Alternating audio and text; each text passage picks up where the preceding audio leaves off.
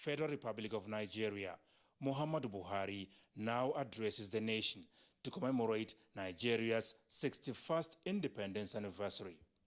Mr. President.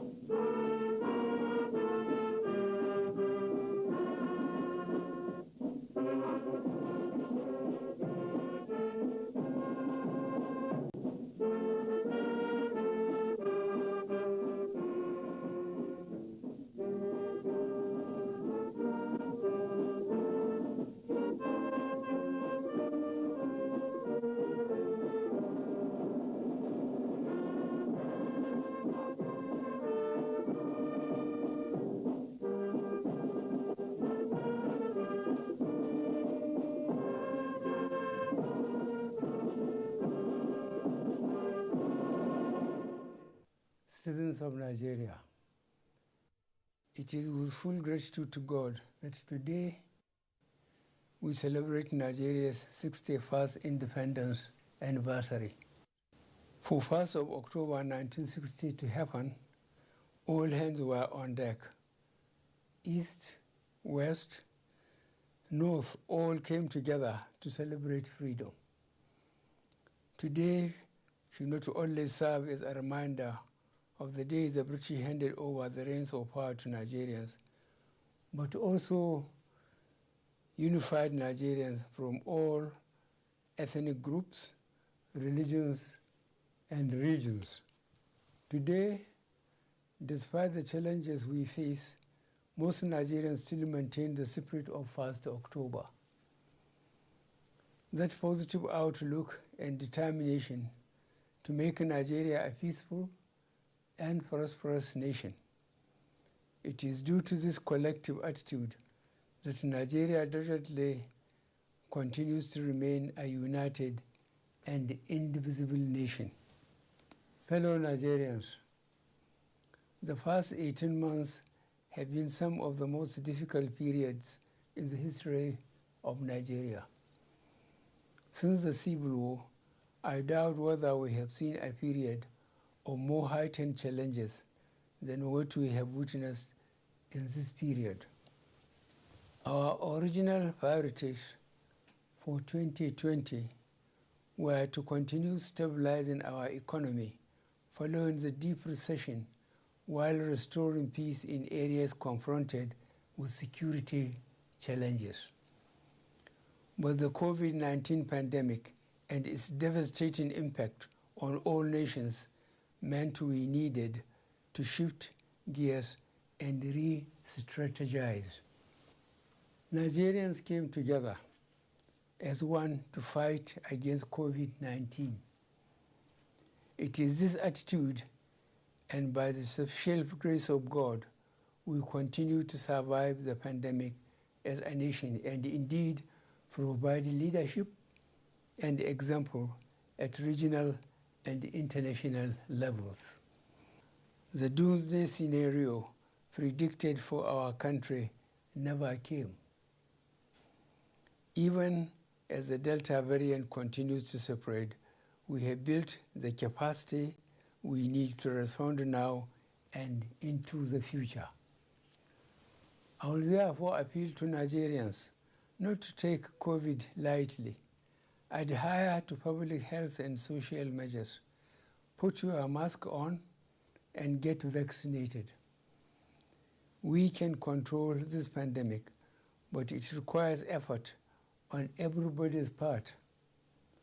The investments we made in response to COVID-19 will also serve our country to tackle any future disease outbreaks or pandemics. Despite the global inequity in access to vaccines, the government of Nigeria has continued to explore all available options to ensure Nigerians have free access to safe and effective vaccines. Some 5 million vaccine doses have been administered to Nigerians through efforts led by the National Primary Healthcare Development Agency, and we will continue to explore options for purchase or acquisition of vaccines such as through COVAX and the African Vaccine Acquisition Trust. I will take this opportunity to remind the global community that the current state of access to COVID-19 vaccines is unacceptable. We cannot afford a situation where a handful of countries keep the global vaccine supply to themselves at the expense of other nations. We must act now to accelerate equitable distribution of COVID-19 vaccines. This is the message I conveyed to the international community in New York last week. As we wish to source vaccine for our immediate needs, we shall invest more to support our pharmaceutical and research agencies to come up with ideas for locally developed vaccines. Should another pandemic arise in the future, our question is simple. Will Nigeria be ready? Accordingly, I have directed the Ministries of Finance, Budget and National Planning, Health, Education, Science and Technology to work with Nigerian and international pharmaceutical companies and research organizations to enhance Nigeria's domestic pharmaceutical capacity. Already, the Nigerian Sovereign Investment Authority is raising a $200 million United States dollars fund for this initiative that will complement the Central Bank of Nigeria's ongoing 85 billion naira healthcare sector research and development intervention scheme to support local researchers in the development of vaccines and drugs to combat communicable and non-communicable diseases, including COVID-19. Fellow Nigerians, this is just the beginning. Similarly, on our approach to food security, I am proud to announce Nigeria has commenced its journey to pharmaceutical independence. This journey, which will take years to achieve, but will ultimately result in Nigerian-based companies developing the active pharmaceutical substances and the competence needed for us to make our own drugs and vaccines. Fellow Nigerians, as our economy continues to open after COVID-19 related lockdowns, we have also seen the resurgence of insecurity in certain parts of the country. In the last 4 months, the gallant men and women of the military and security agencies have made tremendous progress in addressing these new security challenges. We are taking the fight to our enemies from all angles, and we are winning.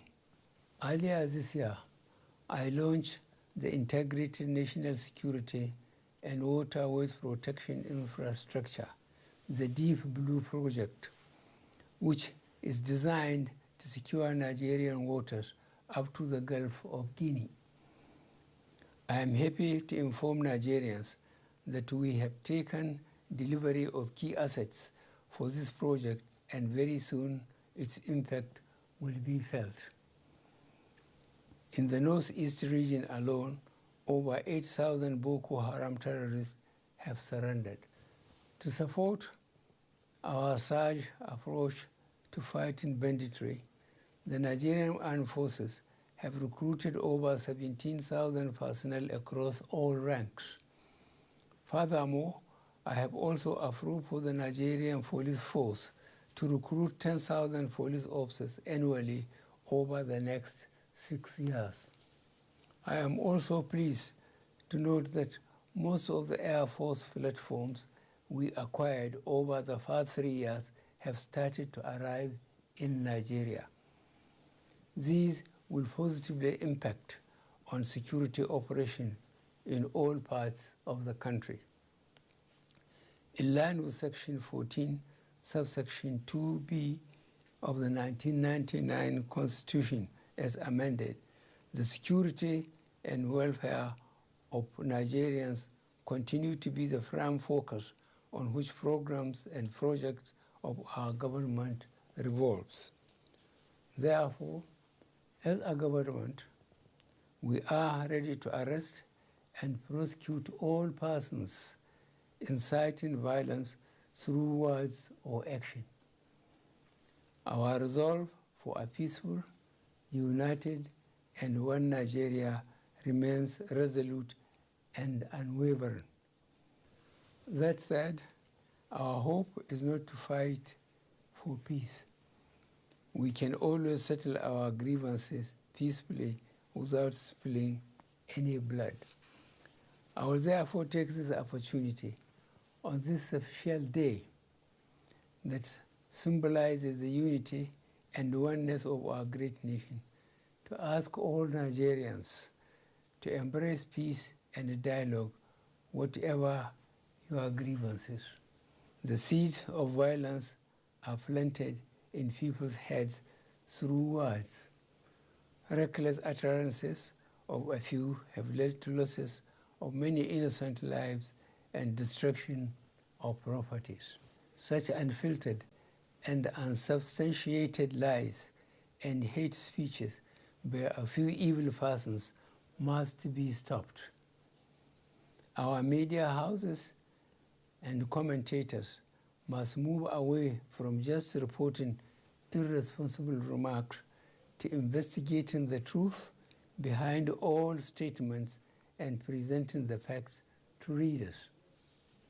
We must all come out and speak against the lies being peddled.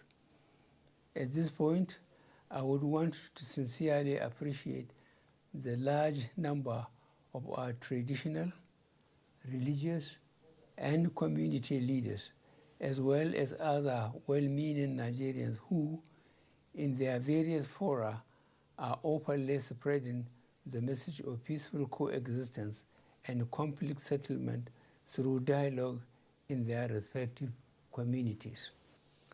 Nigeria is for all of us.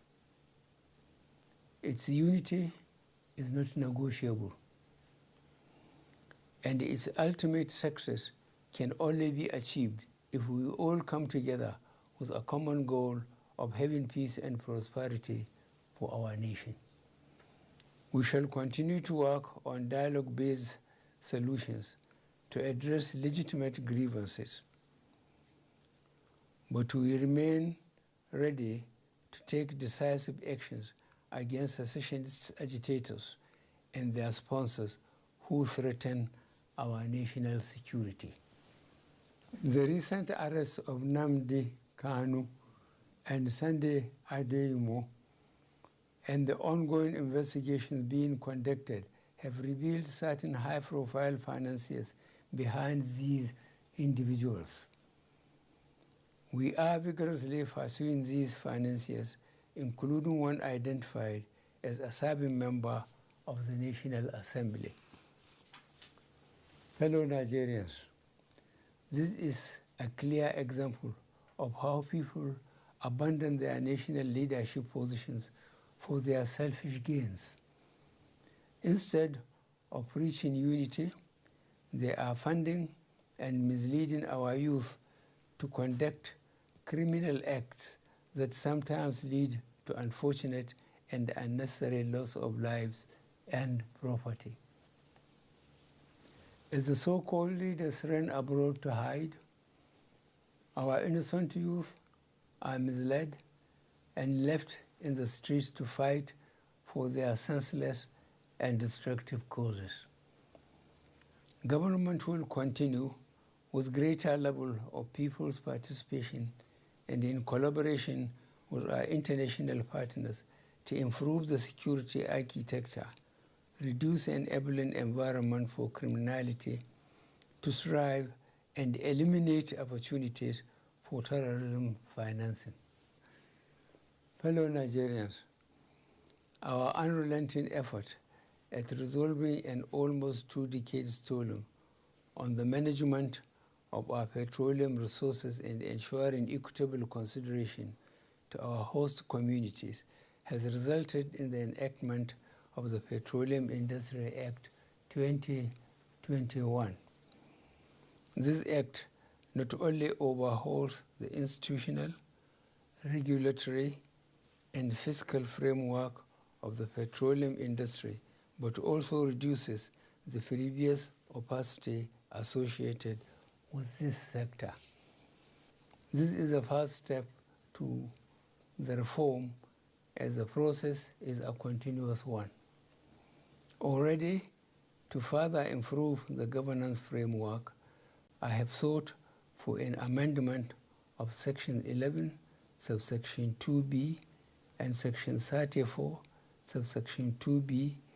We also continue to review and amend as appropriate. At this juncture, it is very appropriate that I salute the leadership and members of the Ninth Assembly for their patriotism, dedication to duty, candor, and most importantly, the dispatch with which they have enacted legacy legislations for this nation. I do not take such level of cooperation for granted and hope it continues for the overall efficiency of the federal machinery. Nigeria's roadmap on local refining is on track with the commissioning of a modular refinery in Imo State. A second is scheduled for commissioning by the end of this year in Edo State, and the third one in Bayelsa State by 2022. In addition to the modular projects, we also have the two mega refinery projects coming up in Lagos and Akwa Ibom State. As these refineries are commissioned, more employment opportunities are created, and there would be increased petroleum products available for local consumption, which will significantly reduce our reliance on importation. In further demonstrating our plan to reduce our dependence on oil and tapping from our enormous gas resources, this administration remains committed to the Decade of Gas initiative, which is aimed at bringing to focus the utilization of our huge gas resources. Already, we are supporting and promoting various gas-based projects, including NLNG Train 7 and the mega urea and ammonia projects in the South-South region. As we continue to optimize and enhance our oil and gas sector, I am also proud and delighted to state that our economic diversification strategy remains on course with the persistent increase in non-oil sector contribution to GDP. We recovered from economic recession in Q4 of 2020 with a GDP growth rate of 0.11% and grew by 0.51% and 5.01% in real terms in the first and second quarters of 2021. The agricultural sector remains key to our economic diversification efforts, as the sector has been a consistent driver of the non-oil sector, contributing 22.35% and 23.78% to the overall GDP in the first and second quarter of 2021. We have seen significant private sector investment in almost all areas of the agricultural value chain, and these have continued even during the COVID-19 pandemic. Unfortunately, as our food production capacity has increased, food prices have been going up due to artificial shortages created by middlemen who have been buying and holding these essential commodities for profiteering.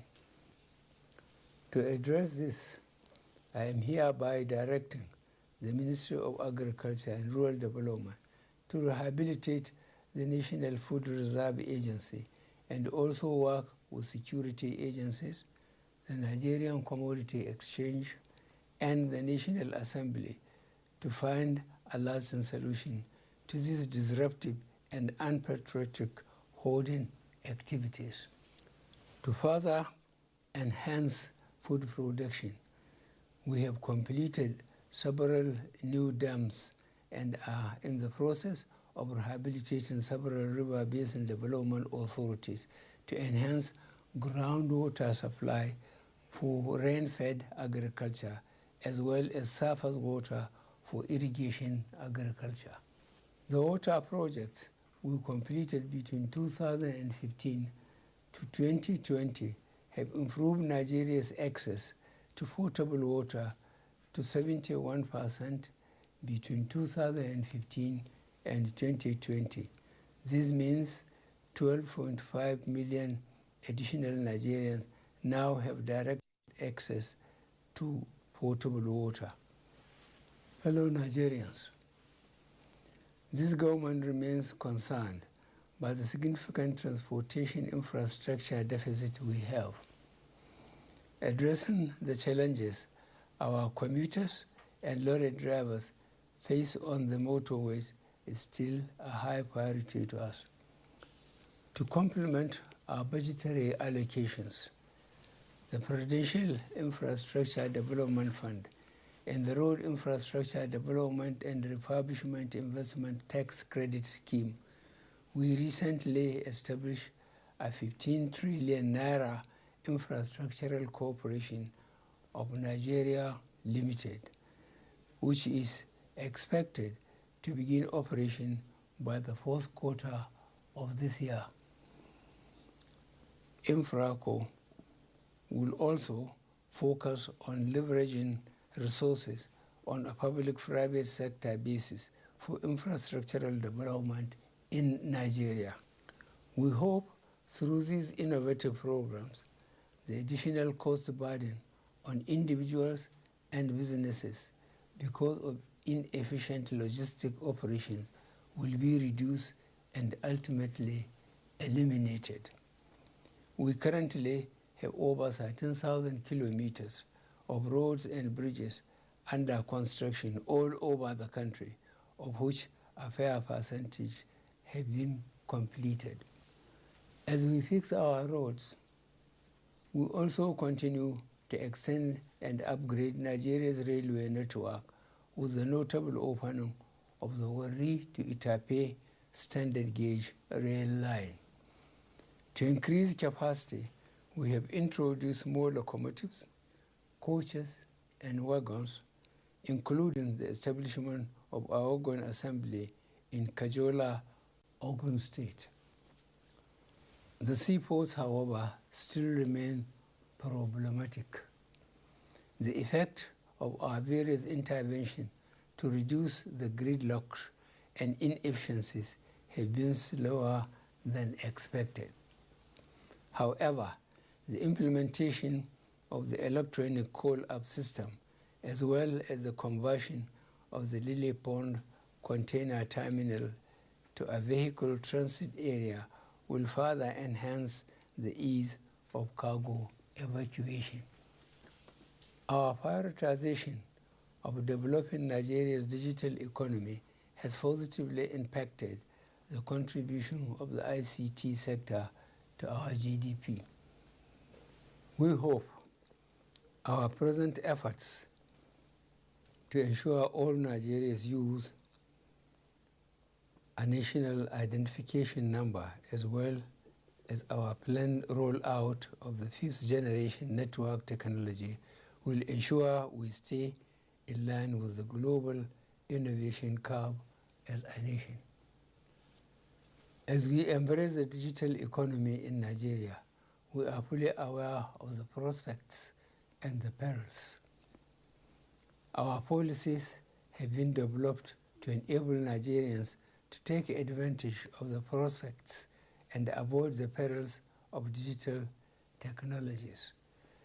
Social media is a very useful platform that has enabled millions of Nigerians to connect with loved ones, promote their businesses, socialize, and access news and other information. However, recent events have shown that the platform is not just an innocuous platform for information dissemination. Rather, some users have misused the platform to organize, coordinate, and execute criminal activities, propagate fake news, and promote ethnic and religious sentiments. To address these negative trends, the federal government of Nigeria suspended the operation of Twitter in Nigeria on June 5, 2021, to allow the government to put measures in place to address these challenges.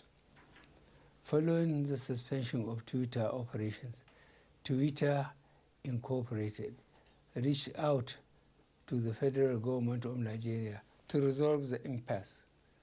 Subsequently, I constituted a presidential committee to engage Twitter to explore the possibility of resolving the issue.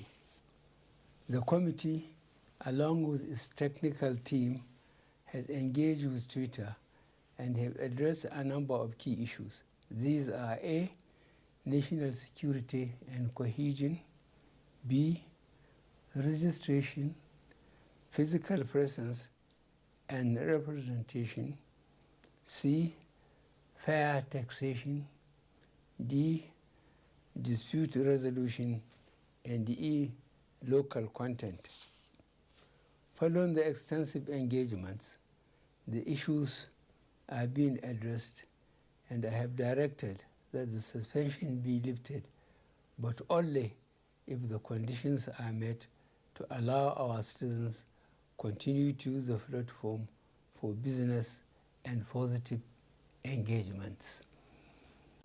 As a country, we are committed to ensuring that digital companies use their platform to enhance the lives of our citizens, respect Nigeria's sovereignty, cultural values, and promote online safety. Nigeria's progressive diplomacy continues to manifest through growing numbers of highly placed Nigerians in positions of regional and global influences. Very recently, Nigeria won election for the position of Commissioner for the Expanded Political, Peace and Security Affairs of the African Union. Our persistent calls for a reorganized and reformed ECOWAS to make the organization citizen-sensitive paid off with the acceptance by the authority of heads of state and government of ECOWAS to commence the agreed reforms in the organization ahead of the next election of the organization principal officers in December this year.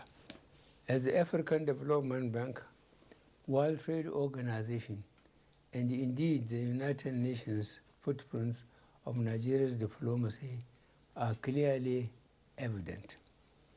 We remain confident that our goal of lifting 100 million Nigerians out of poverty in 10 years is achievable. Considering the positive impact of our social investment programs, I recently approved an increase in the number of N-Power program beneficiaries from 500,000 to 1 million.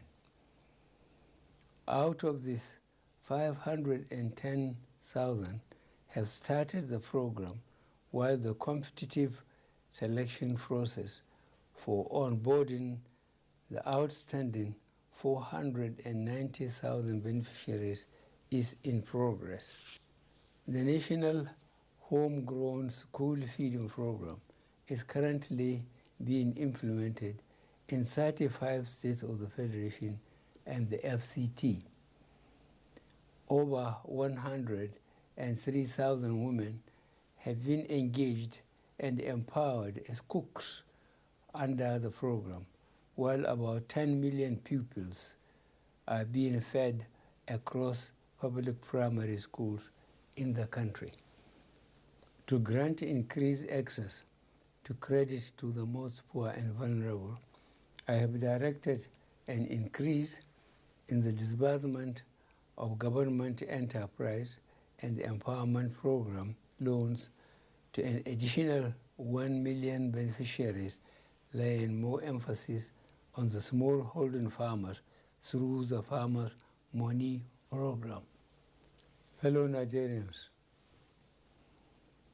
for far too long, we have neglected the centrality of the civil service as the engine of governance, and this has manifested in ineffective service delivery. There is widespread discontent and disillusion about the efficiency and probity of our civil service. It is for this reason that we are refocusing the Nigerian civil service to provide world-class service to run our country. The youth of this great country remain propellants for our today and provide guarantees that we will have a secure tomorrow. It is for this reason that I remain focused on expanding opportunities for their participation in politics and governance. Recent appointments of young people into positions of authority and their track record so far gives me confidence that we need to bring more of them into governance, and this I promise to do. More specifically, to encourage girl-child education, female scholarship schemes, life skills, and digital literacy skills to boost girls' enrollment, retention, and completion of schooling are all initiatives put in place to ensure gender balance in appropriately positioning our youth for positions of leadership. The commitment of this administration to the well-being of people living with disabilities remain unwavering. Government recognizes their contributions to development, and I have, in this regard, directed all relevant government agencies pay special attention to the peculiarities of different abilities in the implementation of policies and programs. Rape and gender-based violence remains a sore point in our nation, as in many countries worldwide, and this was worsened during and after the outbreak of the COVID-19 pandemic. We are currently engaging heads of courts to establish specialized courts for the speedy and seamless trial of rape gender-based offenses, especially to ensure that justice is done for child victims of sexual violence. On the other hand, work has advanced in the reformation, reintegration, and reunification of minors involved in one crime or the other. The reformation in our correctional services has manifested in an increase in modernized custodial centers and a transformation from strictly punitive to attitudinal changes so that criminals do not relapse into their previous lifestyles. As we begin to celebrate our 61 years as a nation, we need to be conscious that Nigeria does not start and end with the federal government. This country is a great collective where government at all arms and levels, as well as the private sector, and more importantly, individuals have a role to play. In particular, security is a bottom-to-top undertaking.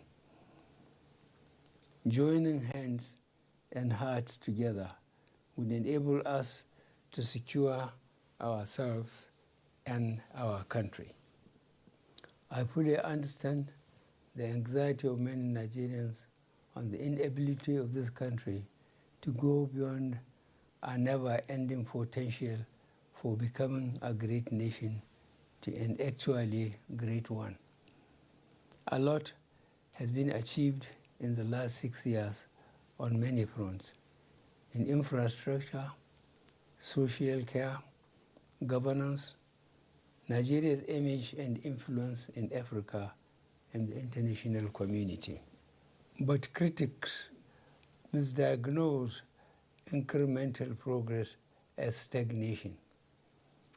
Since coming to power, this administration has tackled our problems head-on in spite of the meager resources.